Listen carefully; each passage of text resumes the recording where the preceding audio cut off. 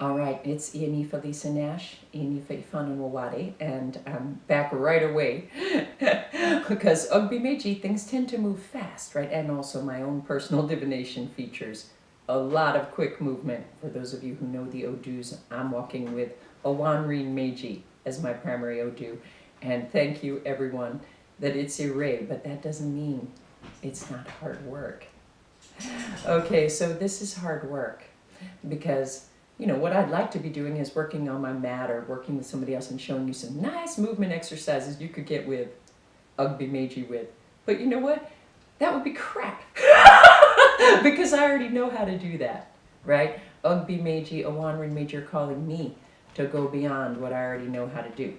So what I'm going to do now is what I think Otora Meiji is consistently asking us to do.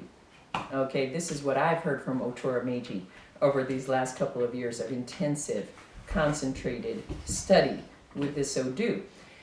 Otora Meiji is calling us to get transparent, okay? In this phase of mental supremacy, we've been under the mental delusion that if we don't see it, it doesn't exist, and if it does exist, it can't hurt us, right? We've treated our conflicts in our families like this. We've treated our conflicts in larger communities, nationally, internationally, and now we see the results with these material senses that we insisted had to be satisfied before we could really believe the eternal truth. Oops. Okay, we haven't been doing that. We don't talk about things. We especially don't talk about conflicts, areas where people might get heated, right? A lot of people in modernity, in the light, bright world of Ifa, have taken that constant attention to cool head that is really quite legitimately present within Ifa to mean that we should never enter any terrain where anybody might be heated for a minute. I really don't believe that's what any of the verses have ever meant. Okay, but even if they did, look at where that strategy puts us now. Even if it was good 10 minutes ago, it doesn't seem to be working so well now. We've got to open it up. It's like a deep festering wound, all these conflicts. And none of them are personal. That doesn't exist. That's what we're learning. All of them are long-time ruts in our road laid down by the ancestors so we'd have plenty to continue to work with. Okay, plenty of good service to offer Olodumare and all of our relations. These are ancient patterns, right, that are now required to change. Okay, so I've been alluding to this conflict that I've been having with my very beloved teacher, Ianifa Vasa, and saying, hey, I'm asking for this to be opened up. This is what I understand these Odus to be saying. In my personal divinations, this is what Arumila is telling me needs to be done. It's not happening. This is not neutral. Okay, it's not like, oh, well, we just, we'll get to that later. That's what we've been doing that's not working. And that is never what any healthy indigenous, i.e. rooted in place with the same people over a long period of time, that is not what any indigenous village has ever done about conflicts of this nature. It is not what any healthy West African village ever has done. When there is a significant conflict between any two people in the community, in the village, everyone understands, oh, the spirits are troubling us. They're calling us to come together and learn more and grow more and bring through some beauty. Whatever we need to do, they're calling us to come together immediately and attend to it, because otherwise everyone's going to get sick. Highlighted subset, health. If we don't understand that these conflicts are immediate public health threats to everyone, then we don't understand who we are, and we're all going to get sick, and we're going to make all our relations sick too. Do we need further evidence? Should we do a study? Who's going to study that? Who's going to fund that? Tell me.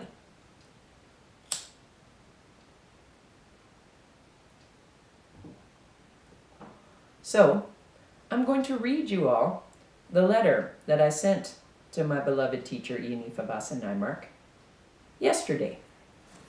I hope that I can get through this in the time allotted. Abaru Aboye Yavi, yes, I know you love and care for me. I know you would never intentionally do anything to hurt me. I also know that conscious intentions, while important, are not sufficient. Did your mother intend to hurt you by marrying a sexual predator? Did she intend to hurt you by denying his violence toward you and your siblings? Did she intend to hurt you by remaining loyal to him all these years? Almost certainly not. Does that mean no damage has been done? No, I did not misunderstand your behavior during last week's WebEx, or tonight's, I now add. I have spent a long time studying how our bodies harbor and reproduce the violence of the past. I have spent decades studying how the human mind rationalizes such violence so that the perpetrator can feel that he is still a good person. Look at the global situation. Don't you see people everywhere committing harm with all the best intentions? Rationalizing away the effects of their actions and their consequences? I do. Do you feel that our position as priestesses of Orunmila calls us to respond to this global evolutionary crisis? To respond ably to those aspects of our human selves that need to grow, to encompass more of Orunmila's perfect wisdom? To do as Arosin Iwari says we must in order to do our job as human beings, to end violence here, to make this earth more heavenly, to do things with joy, even the things that scare us, even the things that hurt. I do. I have learned and taught others to recognize how we all do violence through our behaviors unintentionally. I have learned to recognize the behaviors that tell us we are pushing away something uncomfortably true with our minds, and to see how that violence to the truth ripples through our micro-relations to reflect itself in our macro-relations. That's why I and the students with whom I've shared my hard-won knowledge in this area readily recognize and still insist that you did indeed behave in ways that were violent to me, to us, to the work Orunmila has called me, us, to do last Wednesday. Orunmila has counseled me to raise this issue with you. He says there's something here you don't already understand. Do you want to say you know more than Orunmila? Do you want to behave as if a student can never be the teacher, even of her own teacher?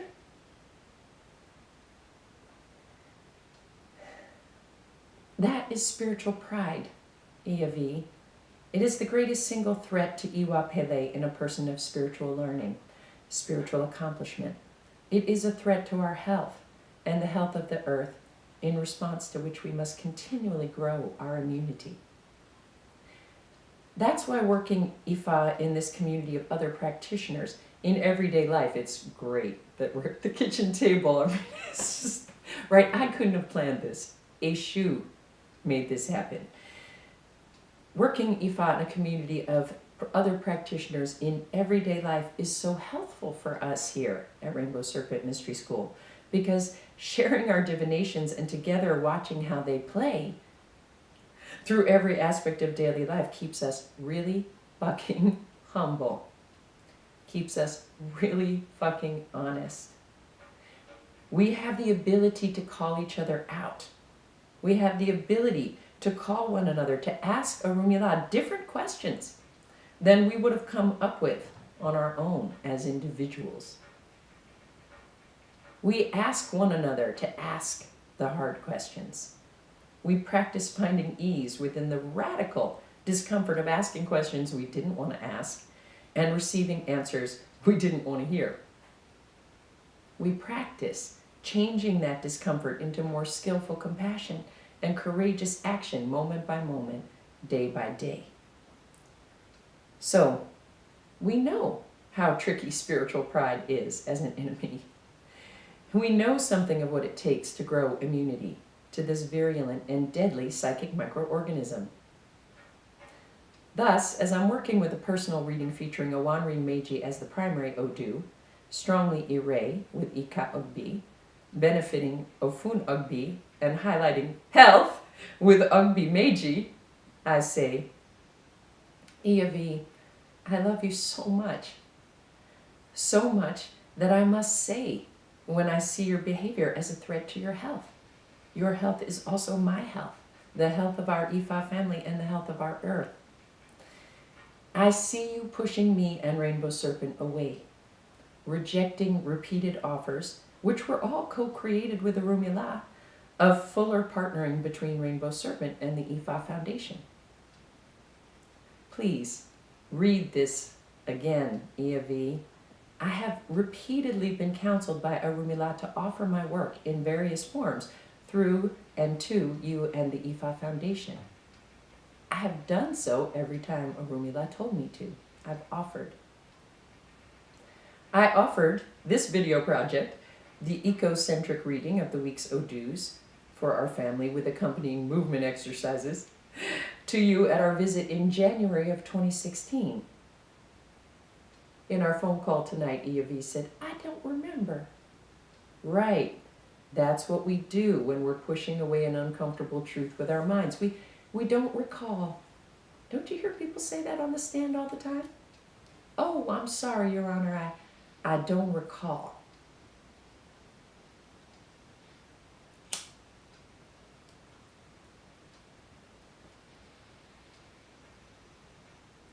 They really don't recall. But that's the problem. That's not an excuse. That's part of the problem. Okay, because it means you weren't there really when the thing was said, because some part of you was like this, so you didn't hear it. You filed it in your inner circular file. Well, that doesn't mean that's not an action. That doesn't mean that doesn't have consequences. This is what it means to grow up spiritually as a human being, to realize every choice is an action. Every choice. Boom, boom, boom, boom, boom. There's so many, infinite, countless choices I'm making every minute. How am I organizing my psoas muscles, my eye muscles? All of these things are actions. They have consequences. Back to the letter. So I offered this video project to you, to the Ifa Foundation, in January of 2016. It is now April of 2018. You said, while not making eye contact, while your chest tightened and your voice rose and your feet fidgeted, oh yeah, that sounds good. Yeah, send me something and we'll talk. Am I supposed to read only your words, teacher? To disregard the speech of your body? I cannot. I will not. On my recent visit, I informed you that I echoed your own stated concern for your health and wanted to offer you some of my healing work. This too had been suggested to me by Arumila. Do you disbelieve or distrust my testimony regarding my divinations? Would you like to see the records, teacher? I told you also that Arumila had said your presence at my ceremony was critical. Doesn't it logically follow that our being in deepest attunement would bring the best results to the work Arumila counseled me to fly 1,000 miles? Think of the cost to that, to Onile, to all our relations. Arumila said it's worth it. It's that important. You've got to go. This is most ecological. 1,000 miles and spend a bunch of money to accomplish? Do you believe that work was valuable only to me and mine, teacher? Do you think it offered no value to you and yours? To you? To the Ifa Foundation? To our Ifa family? To this earth? You were rushed and late each time we met when I was there. You refused my offer of body work, Arumila's counsel that you receive body work from me as part of the ceremonial work. You said, I'm already getting 2 massages a week.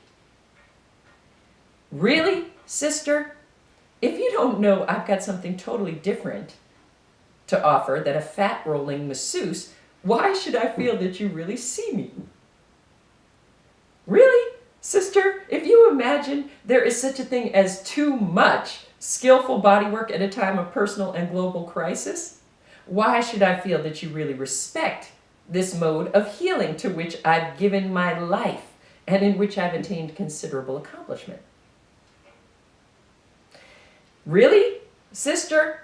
If you imagine that there could have been no benefit from that bodywork that belonged not only to you, but to my Egbe or Rune, to the Orishas and Igungun, why should I feel you honor the offering that I've been making most consistently all my life?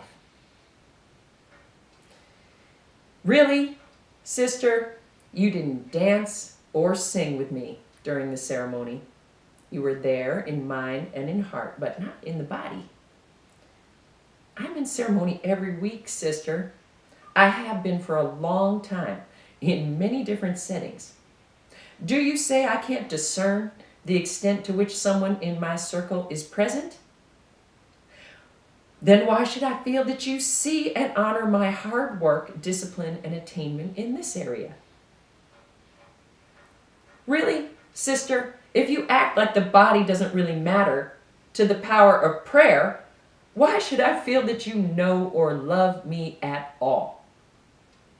My life has been all about recovering the knowledge of why and how much the body matters to the power of prayer. This is the knowledge of our ancestors, particularly our ancestors in Ifa, who have kept this spiritual wisdom not only alive but growing to benefit all for 10,000 years, primarily by transmitting it through this, through dance, through song, through praise poem. Not with this.